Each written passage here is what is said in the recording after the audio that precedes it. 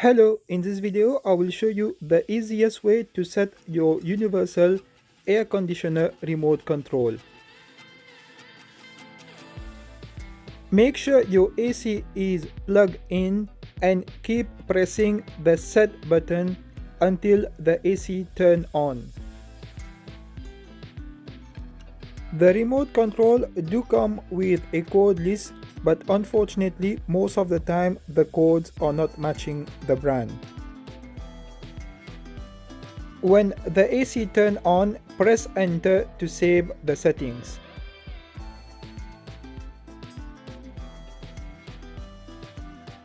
As you can see, my air conditioner is using the code 090, but it is not even listed for my air conditioner brand, which is Hisense. Thank you for watching this video and please subscribe to my channel.